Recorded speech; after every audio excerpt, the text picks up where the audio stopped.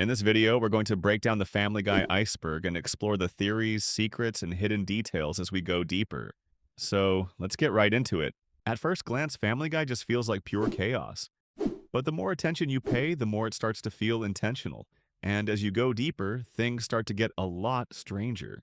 Questions about Brian's death, characters that never seem to age, and theories suggesting the show might take place across completely different universes. But before we dive into all of that, let's start at the surface. Level 1, Surface. Quagmire hates Brian. If you've ever seen Family Guy, you've probably realized that Quagmire doesn't like Brian. The first time we really see the tension between Quagmire and Brian is way back in season 4, where they compete in The Bachelor against each other. I had to do a few favors. I gotta get on that show. Come on, I'll do anything. Anything? Yeah? All right. Somehow Quagmire got on the show. And yep, what you thought was going to happen by letting Quagmire on, happened. Brooke is going. Hey, Brooke, what do you say we get you some more champagne? Sure.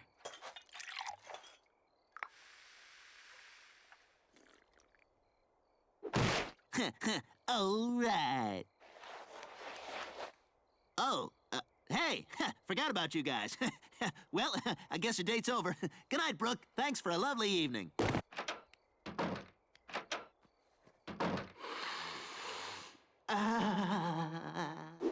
But the episode that really confirms that Quagmire doesn't like Brian comes much later in season 8, in the episode Jerome is the New Black, where Cleveland leaves the show to star on his own.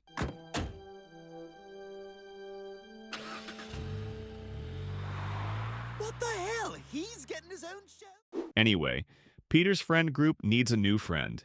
And that's when Peter tells Brian, Yeah, I don't think that's gonna work out, Brian, because of the whole Quagmire thing. What Quagmire thing? Oh, just that he hates you. so the real reason Quagmire hates Brian is because the show wouldn't work otherwise.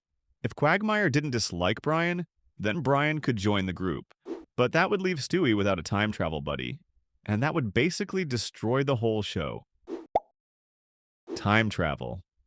One of the strangest recurring elements in Family Guy is that time travel happens surprisingly often, mainly through Stewie Griffin's time machine. On the surface, it's a simple storytelling tool that lets the writers explore alternate timelines, historical events, and bizarre what-if scenarios without permanently affecting the show's continuity. However, things get messy when you look closer. Stewie's time machine has altered history, created alternate realities, and allowed characters to meet past and future versions of themselves. Some of these changes have major consequences. I'm a vegetarian. Oh!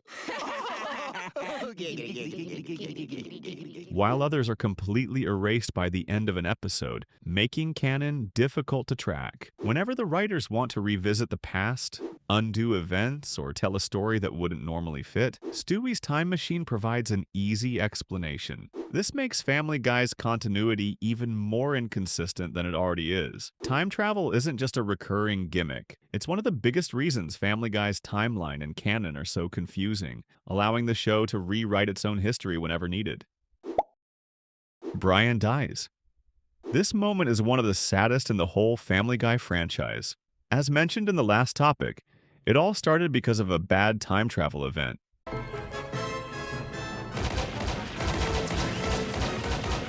Damn it, we're surrounded!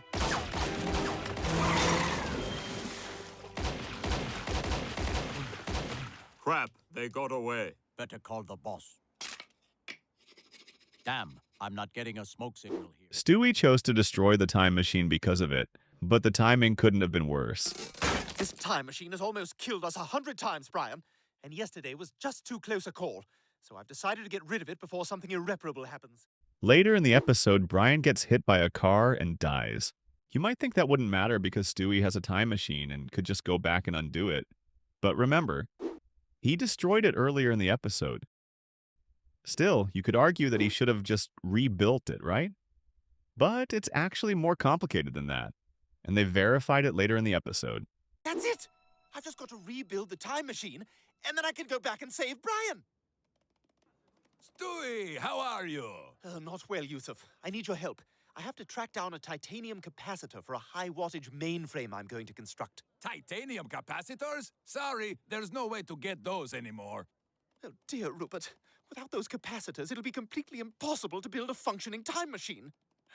I guess that means Brian has really gone for good. What made so many people react to this was that everything didn't reset in the next episode like it usually does in Family Guy. Brian was still gone. And that's why everyone was talking about it. Even the news picked up the story, which is understandable because this episode was, and probably still is, one of the saddest moments in Family Guy history. God! Brian, no! I can't believe it. You really... Damn it, Brian, you can't die. We were going to do so many things together. We were going to become windsurfers. I was going to be a little better than you, but we were both going to be good. You guys, I think Brian's trying to say something. You've given me a wonderful life. I love you all.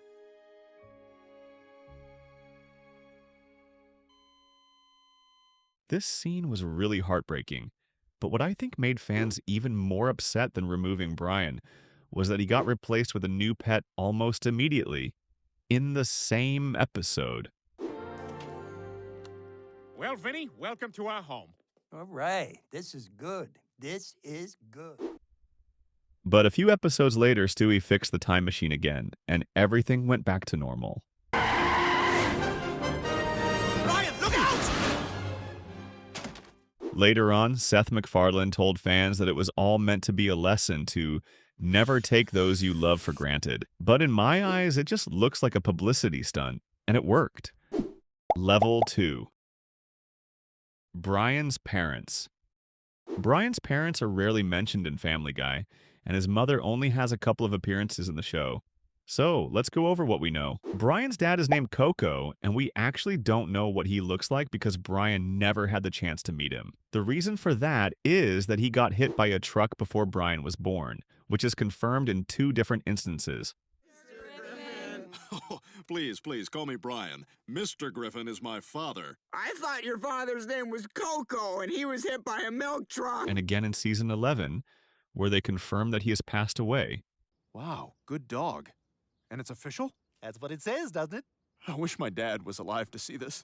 As for his mother, it's a bit different. She actually gets some screen time, but not a whole lot. Either way, her name was Biscuit, and Brian was taken from her at a puppy farm when he was very young. Excedrin headache number 1. Puppy mill. Ah, damn. Hey, does anyone here have thumbs? Anyone? No? Sorry, I don't play. Hey, come on, knock it off. Hey, how's the flow today? Hey, whoa! Mom, do something. Mom, help! Mom! That's the first time we actually see her. But later, when Brian goes to revisit his mother in an episode way back in season 2, she's no longer alive. Wanted to keep her with us always, so we had her stuffed. Mom! Well, I say, someone must have said a funny because your mother's in stitches. Talking animals. Still on the Brian topic, let's talk about talking animals. The rules about which animals can talk and which can't are almost as random as who understands Stewie and when. Let's look at Brian's mother, who we were just talking about, and she seems like a normal, non-talking dog. Even the puppy farm owner remembered Brian as... Memory, which one were you again? I was the one who could talk. Brian, come on in. which makes it seem like he was the only talking dog out of all his siblings. So that makes it clear that it's not genetic. But in one episode, we meet Brian's cousin Jasper, who can also speak. Hey, cousin! Hey, Jasper. Everybody, this is Ricardo from the Philippines and my kitchen floor. So does that make it genetic? I don't know. Anyway, outside of Brian's family, there are plenty of other animals that can talk too. So that makes me think that talking animals in Family Guy exist primarily for comedic effect, and that there's no real rule behind it. No, but really, New York City's a great place to live if you're a cockroach. You suck! I know. Stewie created the universe. Okay, let me explain. In Season 9, Episode 16, it all starts with Stewie and Brian messing around with his time machine, which accidentally warps them outside of time and space itself, where they end up in an infinite white void. What happened? Where are we? I don't know. It's like we're not anywhere. In this place, they can create laws of physics just by using their minds. How'd you do that? No laws of physics, Brian. We create our own physics. See, watch this. Hot and soul, I fell in love with you, heart and soul, the way a fool would do madly, because you held me tight and stole a kiss in the night. But of course, they don't want to stay there forever, so they try to overload Stewie's return pad so they can blast themselves back to the present, which actually works. Later on, Stewie discovers that the explosion's imprint matches the cosmic background of the entire universe, which means that the explosion they created was the Big Bang, and that also means that Stewie created the Family Guy universe. What? That doesn't make any sense. You were born in the universe. How could you create it? It's called a temporal causality loop. The universe created me, so I could create it, so it could create me, and so on. That's the most incredible thing I've ever heard. Level 3. Family Guy is a show within a show. Family Guy being a show within a show is something they have shown multiple times. That was Peter's line. Where's Peter? Sorry, I was in my trailer eating fancy nuts and smoking. And it sounds a lot more confusing than it actually is. They use this idea a lot to break the fourth wall. Out! Damn it! I'm looking forward to this week. Freaking swelled foot all week. You know, you should probably go ahead and shut that off. Some people might suggest that this is the reason why Family Guy just resets after every episode. Because they're simply actors playing roles in a show.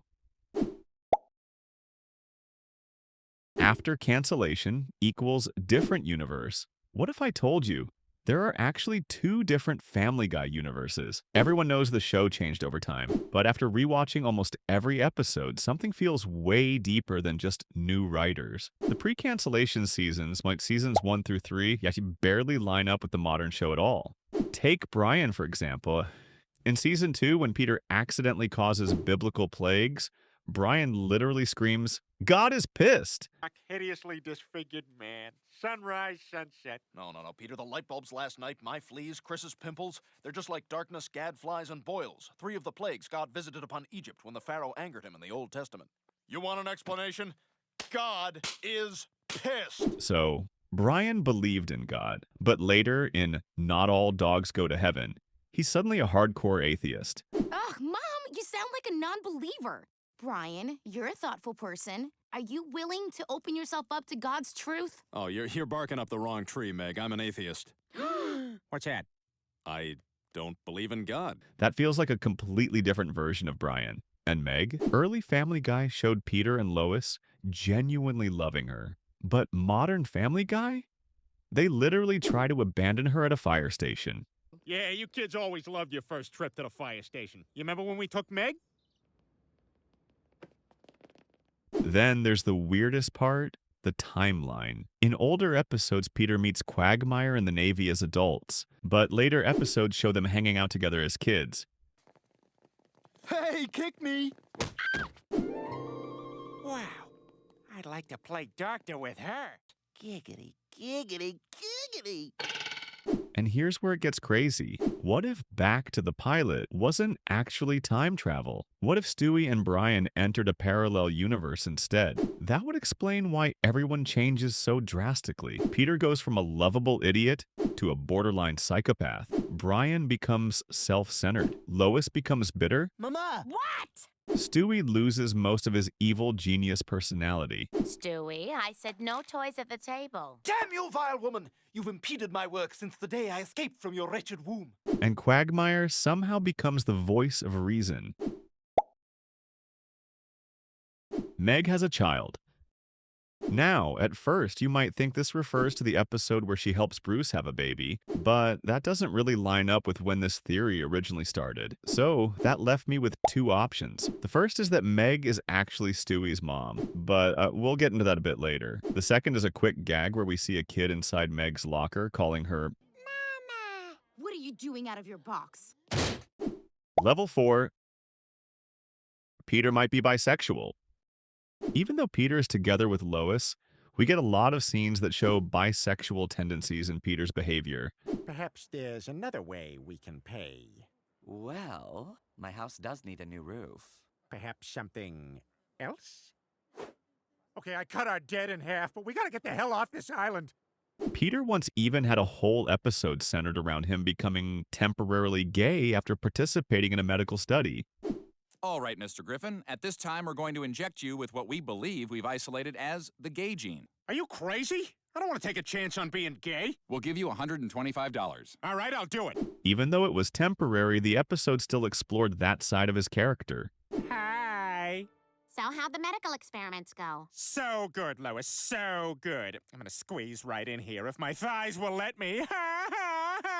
Peter, are you gay? Guilty! And sometimes we even see it directly. Oh, who's Scott? My soulmate, Lois. I'm here, I'm queer, but don't get used to it because I'm leaving you. Chris, you're the man of the house now. Take the lessons I've taught you and be the best leader of this household you can. I will, Dad.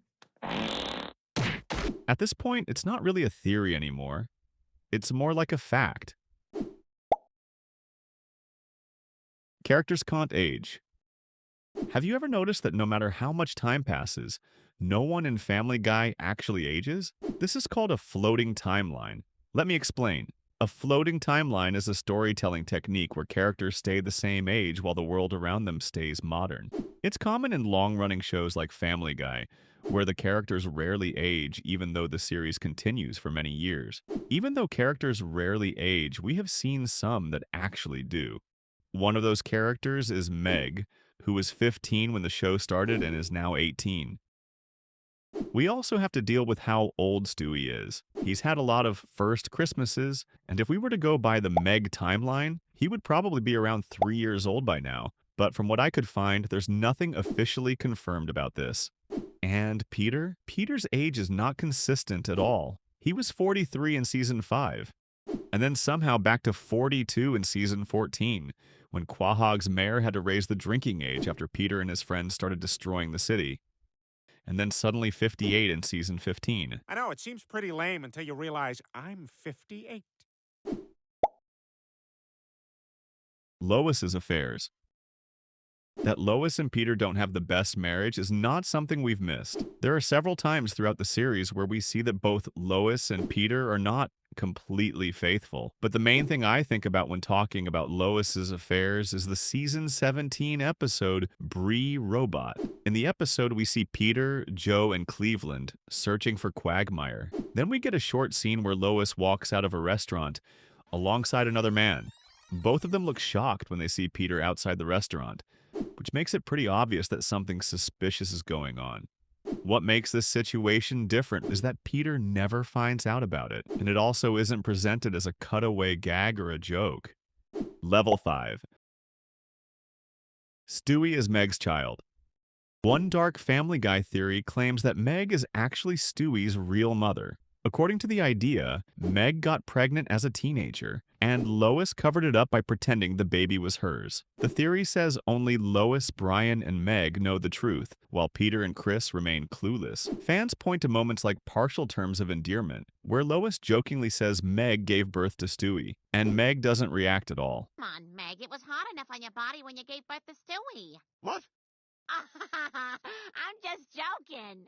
Oh, not cool. Supporters also note that we never directly see Lois give birth outside of Stewie's own memories. If true, it would completely change Stewie and Meg's relationship, making some of their rare emotional moments feel a lot more meaningful.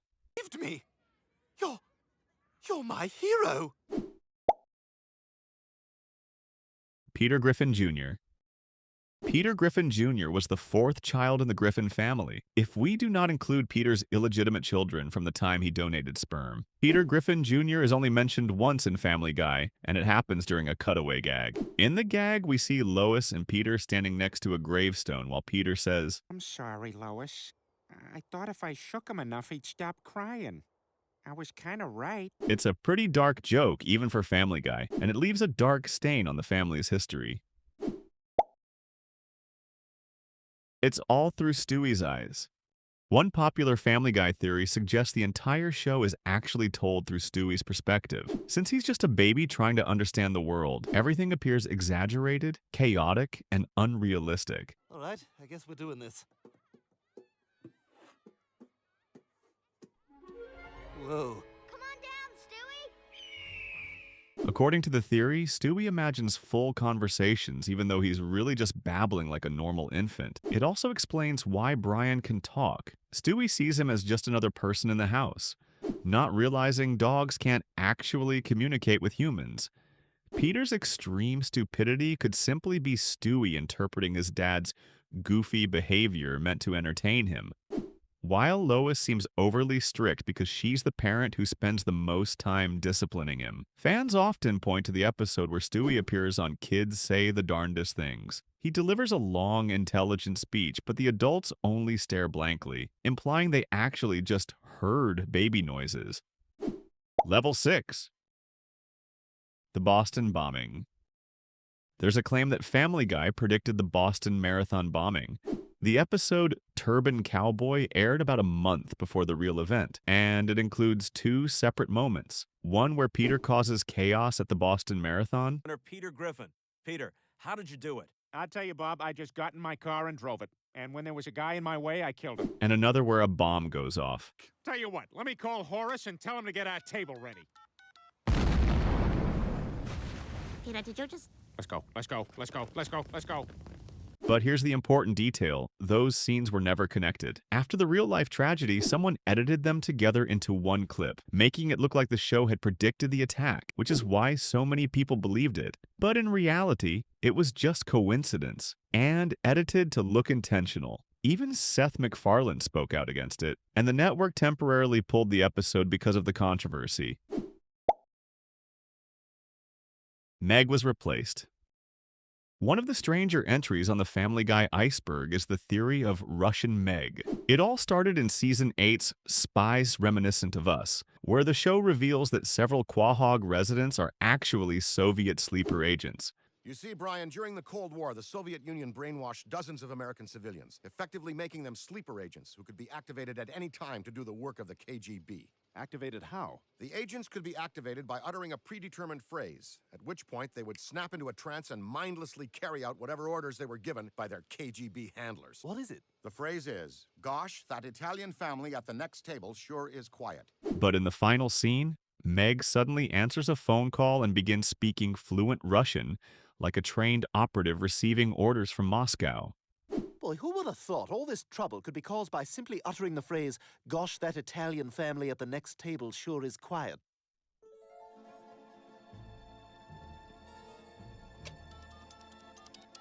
Агент 2476 знает и ждет, пока мы скажем, что сделать с нашей стороны. Пожалуйста, подождите, пока мы вам позвоним. Shut up, 2476. Normally, Family Guy never revisits throwaway jokes, but years later the show quietly referenced it again. In Season 15, there's a bizarre implication that the original Meg is killed and replaced by a Russian clone who simply continues living with the Griffin family unnoticed. And you soon will be dead.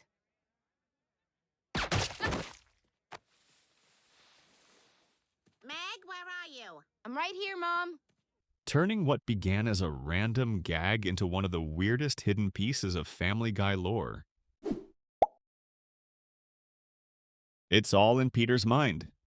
One of the darkest theories on the Family Guy Iceberg is the car crash theory. According to the theory, the entire show is actually taking place inside Peter Griffin's broken mind after a tragic accident destroyed his family. The theory says that Meg was never the unpopular outcast we see in the show. In reality, she was beautiful, popular, and deeply caring toward her younger brother Chris, who suffered brain damage at birth. One night, after taking Chris to a party, Meg drove home drunk and crashed the car, causing both of them to pass away. Unable to cope with losing her children, Lois later took her own life while pregnant with another son. The baby Peter would later imagine as Stewie. Completely shattered by grief, Peter slowly lost his sanity and created the world of Family Guy inside his head, a reality where his wife and children were somehow still alive. That's why the family constantly abuses Meg throughout the series. According to the theory, Peter subconsciously blames her for the destruction of his family. The theory also explains Stewie's genius intelligence. Since Peter never got to meet his unborn son, he imagined him as a child with unlimited potential.